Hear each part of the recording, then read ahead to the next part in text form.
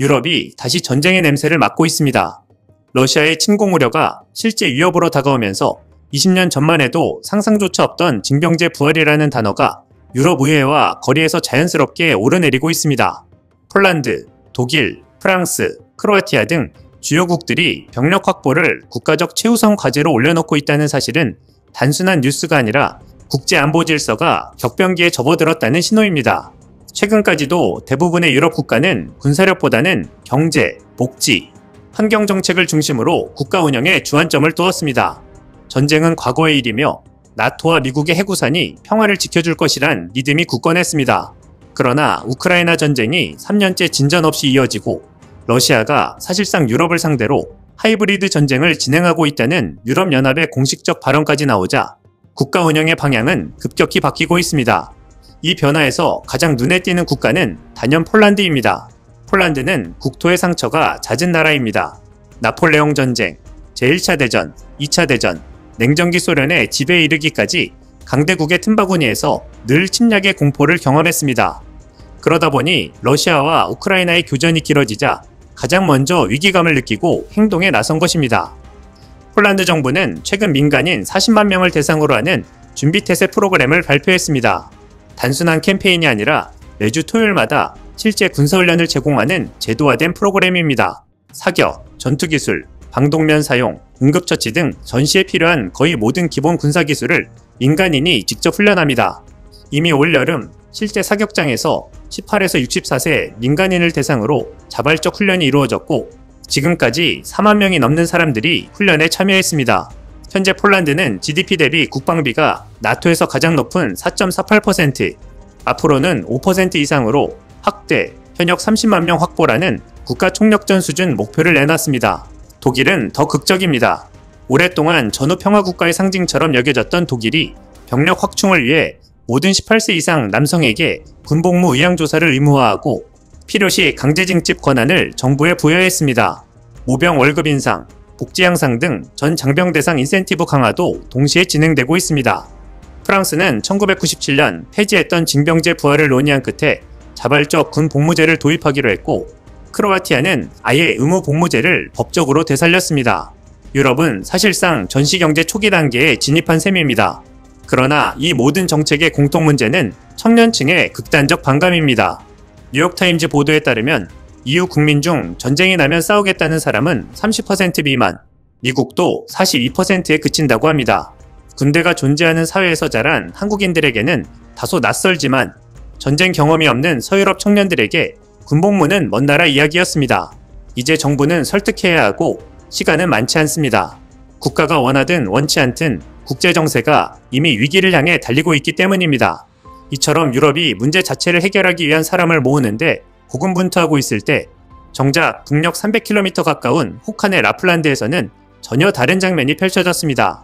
한국산 무기체계가 나토 북동부 전력망의 중심으로 등장한 것입니다. 핀란드 북부 로바예르비 포병훈련장에서 폴란드군이 운용하는 한국형 천무 기반의 호마르케이가 영하 20도의 극한 기후 속에서도 완벽한 기동과 사격 성능을 보여주었습니다. 이번 훈련은 단순한 사격 테스트가 아닙니다. 러시아 국경에서 불과 100km도 떨어지지 않은 최전선에서 나토 연합 지휘체계 아래 한국 무기체계가 실제 전력으로 어떻게 통합되는지를 검증하는 자리였습니다. 9일간 2200명 병력과 500여 장비가 투입된 대규모 훈련의 중심에서 한국산 다연장 로켓이 유럽 안보의 최전선을 맡은 것입니다. 천무는 80km 유도로 로켓 12발 또는 290km 미사일 2발을 탑재할 수 있고 극한 환경에서도 발사체계가 전혀 흔들리지 않는 것으로 평가받았습니다. 냉전기의 최전선을 지켰던 서유럽 무기체계가 혹한 침수 영하 자연환경에서 잦은 결함을 보였다는 사례는 많지만 이번 한국 플랫폼은 예외였습니다. 그 자체로 한국 무기체계의 기술적 신뢰성을 세계에 보여준 사건입니다. 특히 인상적인 것은 한국 무기체계가 나토 표준 전투교리에 그대로 통합되며 운용성 문제를 완전히 해결했다는 점입니다. 이는 단순히 좋은 무기 차원의 문제가 아닙니다. 전장에서는 무기가 좋다, 나쁘다가 아니라 동맹이 사용하는 시스템과 어떻게 연결되는가가 핵심입니다. 예를 들어 미국 하이마스가 글로벌 스탠더드가 된 이유도 성능뿐 아니라 표준화입니다. 이번 호마르케이 훈련은 한국 무기체계가 NATO 전력망에 완전히 연결될 수 있음을 국제사회에 입증한 상징적 사건입니다. 이 때문인지 폴란드는 2029년까지 무려 290대의 호마르K 발사대를 도입 예정입니다. 이는 단순히 많이 사준다 수준을 넘는 규모입니다. 폴란드는 한국으로부터 K2 전차 180대, K9 자주포 200문 이상, FA50 48대, 그리고 290대의 천무 기반 전력을 도입하며 사실상 신형 포병 기갑 체계의 대부분을 한국산으로 통일하고 있습니다. 이는 전쟁 가능성을 눈앞에 둔 국가가 택한 실용적 선택이며 그 기반에는 한국 무기의 신뢰성과 가성비, 정치적 중립성, 표준화 능력이라는 4가지 장점이 있습니다. 이제 한국산 무기는 폴란드와 동유럽 국가들의 무기 구매를 넘어 나토 전체의 전략적 자산이 되고 있습니다.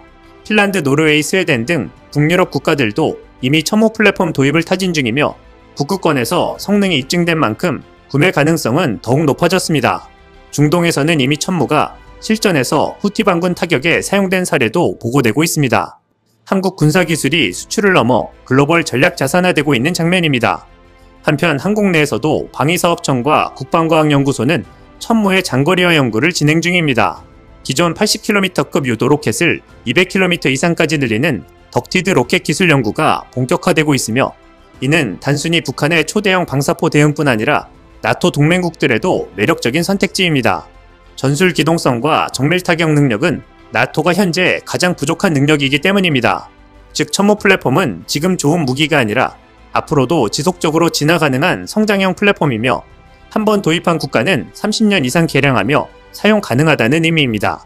이는 한국이 유럽군 현대화의 실질적 파트너로 떠오른 이유이기도 합니다. 한국 중장년층에게 이 장면은 특별한 의미가 있습니다. 한때 한국전쟁의 폐허 속에서 해외 원조에 의존하던 나라가 이제는 유럽의 최전선 국가들이 가장 믿고 찾는 무기 공급국이 된 것입니다. 이 변화는 그냥 우연이 아닙니다. 한국이 몇 세대에 걸쳐 유지해온 안보의식, 병역자원, 군사기술, 경제력, 동맹 네트워크가 복합적으로 결합한 결과가 지금 유럽 전장에서 나타나고 있습니다. 유럽이 징병제 부활이라는 무거운 과제를 놓고 고민하는 이유는 분명합니다. 국제질서가 이미 변했고 전쟁의 가능성은 책 속에서 현실로 이동했습니다. 러시아의 하이브리드전, 우크라이나 전선의 소모전, 군사에너지 사이버 공격이 결합한 21세기형 전쟁은 단순히 탱크 숫자로 해결될 문제가 아닙니다. 그러나 그렇다고 해서 병력 없는 군대는 존재할 수 없습니다. 그래서 유럽은 청년층을 설득해야 하고 모병제를 유지하던 나라들도 결국 강제 징병을 고려하는 단계까지 왔습니다. 이 와중에 한국은 다릅니다. 우리는 병력을 징집해 국방을 운영해왔고 동시에 세계가 인정하는 군사기술력을 확보했습니다. 그리고 지금 그 기술은 유럽의 전력 공백을 메우는데 핵심적 역할을 하고 있습니다. 한국 무기가 유럽 최전선에서 러시아를 견제하고 독일, 프랑스가 병력 확보를 놓고 고민할 때 한국 기업은 폴란드와 합작 생산 라인을 구축합니다. 이것은 단순한 수출 증가가 아니라 세계 안보에서 한국의 입지가 본격적으로 높아지고 있음을 보여주는 분기점입니다. 국제 정세가 불안해질수록 한국은 더 이상 주변국에 의존하는 약소국이 아니라 안보와 기술을 통해 세계 질서를 안정시키는 국가로 자리매김하고 있습니다. 그리고 이 변화의 중심에는 혹한에서도 흔들리지 않는 한국의 포병 전력처럼 한국의 기술과 경험은 이제 유럽의 전장을 바꾸고 있습니다. 이제 전세계 문화, 안보의 기준은 한국이다. 이상 시온TV였습니다.